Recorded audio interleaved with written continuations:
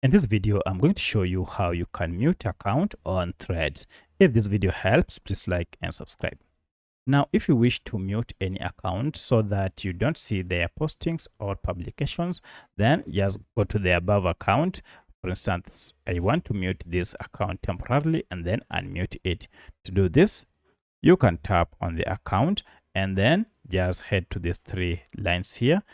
And you can see you have an option to mute. If I tap on mute here, now I'm told you can unmute them from their profile and Threads won't let them know you muted them. So tap on mute posts and now you will see less of this post. So because this account, I love it and I won't want to mute it, I'll show you how to unmute it. Next time you want to unmute it, you can go directly to the account and tap on these three dots and unmute it from here.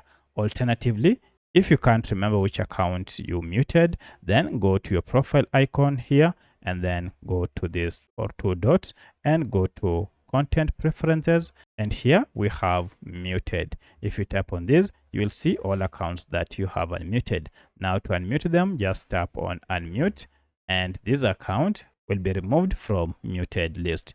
So that's how you can mute or unmute account on Threads. If you have any other question, kindly let me know in the comment section.